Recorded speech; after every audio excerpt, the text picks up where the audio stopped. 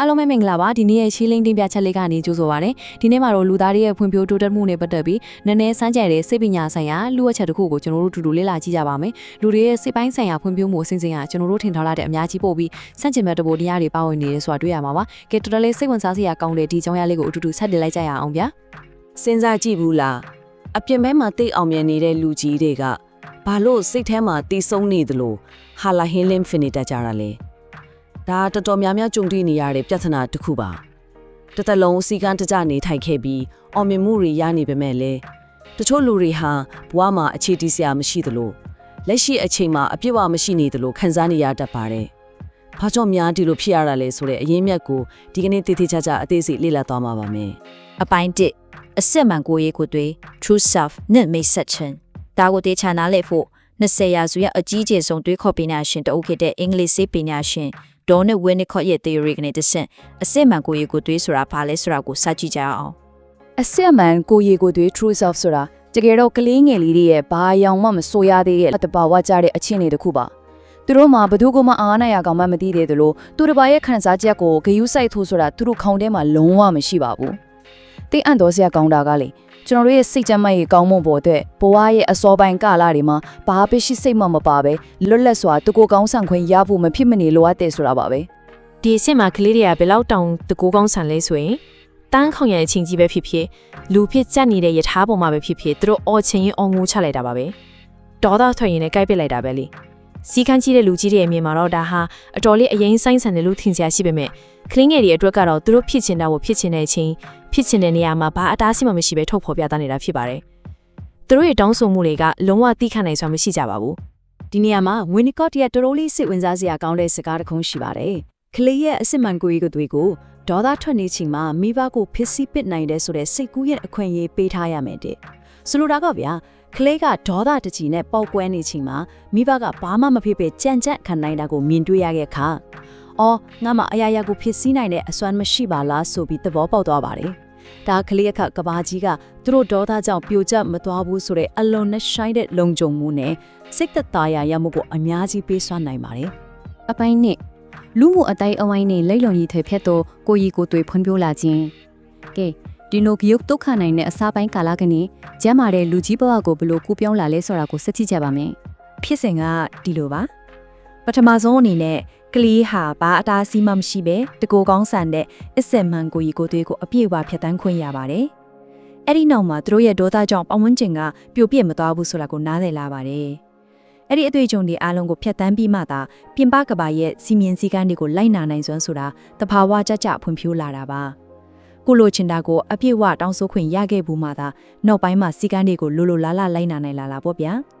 ဒီနေရာမှာအတူအယောင်ကိုရီကိုသွေး false self ဆိုတာပေါ်လာပါပြီဟုတ်ပါတယ်ဝင်းနီကော့ကဒီအတူအယောင်ကိုရီကိုသွေးကိုစန့်ကျင်တာမဟုတ်ပါဘူးတကယ်တော့ဒါဟာကျွန်တော်တို့ကြောင်တက်ဖို့အလုပ်ခွေးမှာအောင်မြင်စွာရက်တည်ဖို့လိုအပ်တဲ့ကျန်းမာတဲ့အစိတ်ပိုင်းတစ်ခုပါဒါပေမဲ့အဓိကတော့ချက်ကပါလဲဆိုတော့ဒီအတူရောင်ကိုရီကိုသွေးဟာအစောပိုင်းမှာပြောခဲ့တဲ့အစစ်အမှန်ကိုရီကိုသွေးကိုအပြည့်အဝတွေးကြုံခန်းစားပြီးသားအုံမြစ်ပေါ်မှာတိစောက်ထားတာမျိုးဖြစ်ဖို့လိုအပ်တာပါပဲ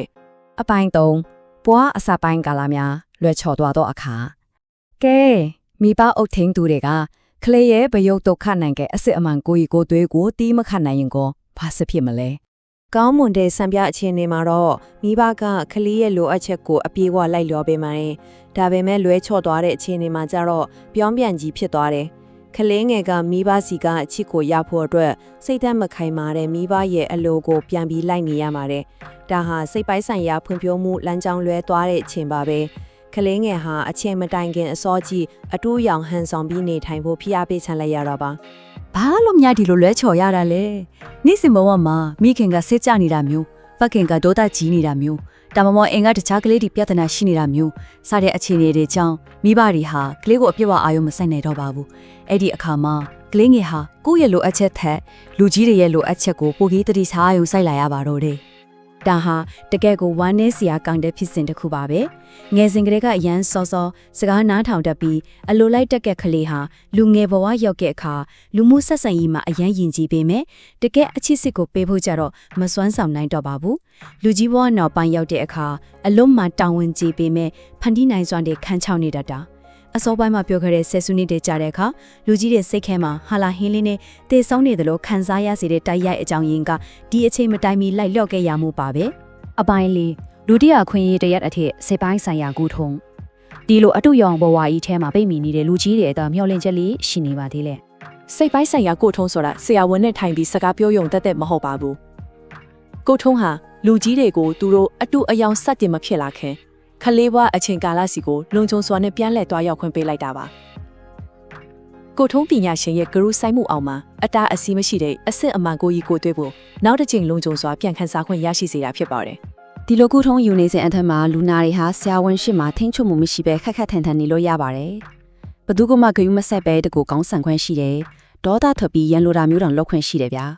ဒါတွေဟာအပြင်လောကမှာဆိုရင်လက်ခံနိုင်စရာမရှိတဲ့အပြုအမူတွေဆိုပေမဲ့ဆရာဝန်ရဲ့အခန်းထဲမှာတော့သူတို့ရဲ့တကယ့်အသက်ဝင်မှုကိုပြန်လည်ရယူဖို့ဒီလိုပြုမှုခွင့်အပြည့်အဝပေးထားပါတယ်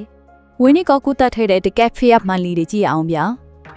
လူနာတယောက်ကဝင်းနီကောရဲ့အကြိုက်ဆုံးပန်းအုပ်ကိုရိုက်ခွဲပစ်တယ်နောက်တစ်ယောက်ကသူ့ပိုက်ဆောင်ကိုခိုးတယ်နောက်တစ်ယောက်ကတော့ကုထုံးလာယူတိုင်းသူ့ကိုအော်ဟစ်ဆဲဆိုတယ်ဒါပေမဲ့ဝင်းနီကောရဲ့တုံ့ပြန်မှုကိုကြည့်လိုက်ပါသူကလုံးဝအစိတ်မဆိုးပဲတည်ငြိမ်စွာနဲ့သဘောထားကြီးနားလည်ပေးခဲ့ပါတယ်လူနာရီကြားမှရင်ပြန်ကောင်းလာဖို့ဒီလိုစံတက်မှုတွေကိုတီးခန့်ပေးခဲ့တဲ့သူ့ရဲ့စိတ်ရှိမှုကတော့တကယ်ကိုအမခံပါပဲဒီလိုလှုပ်ချင်းရဲ့လက်တွေ့ထားတဲ့အကျိုးကျေးဇူးကတော့ရှင်းပါတယ်ကျွန်တော်တို့လူအတိုင်းအဝိုင်းနဲ့နေထိုင်တဲ့အခါရင်ကျေးပြုငါဖို့စီကန်းလိုက်နာဖို့စတဲ့အတူရောင်အဖြစ်တစ်လက်လုံးနေထိုင်ဖို့ဖိအားပေးခံရမှာပါဒါပေမဲ့တစ်ပတ်ကိုတစ်ကြိမ်လောက်ကုထုံးဆရာဝန်ရှင်းမှာကိုယ့်ရဲ့အစစ်အမှန်တိုင်းလက်နေထိုင်ခွင့်ရလိုက်တာကအဲ့ဒီဖိအားတွေကိုကောင်းကောင်းခံနိုင်ရရှိသွားစေပါလေကျွန်တော်တို့ခံစားနေလာတဲ့စိတ်ကြယောဂါတို့နာကျင်မှုတို့ဆိုတာတကယ်တော့ကျွန်တော်တို့နောက်ထပ်လန်းစုပ်ပြီးကိုယ့်ရဲ့အစစ်အမှန်ကိုယ်ရည်ကိုယ်တွေးကိုပြန်လဲရှာဖွေဖို့တတိပေးနေတဲ့အချက်ပေးကောင်းလောင်းနေပဲဖြစ်ပါတယ်အခုဆိုရင်ရှင်းလင်းတင်ပြချက်ရဲ့နောက်ဆုံးကိုရောက်လာပါပြီအားလုံးကိုစဉ်းစားစရာမြေခုံတစ်ခုခြံထားပေးခြင်းပါတယ်စစ်မှန်တဲ့ဂျင်းနဲ့ရောင်းရဲမှုကိုရရှိဖို့အတွက်အကန့်အသတ်မရှိပြုတ်တုခံနိုင်တဲ့အဆင့်တစ်ခုကိုမဖြစ်မနေဖြတ်တန်းကိုလိုအပ်သလားဝနီကောရဲ့ theory အရဆိုရင်တော့လိုအပ်ပါတယ်လို့ဖြေရမှာပါပဲ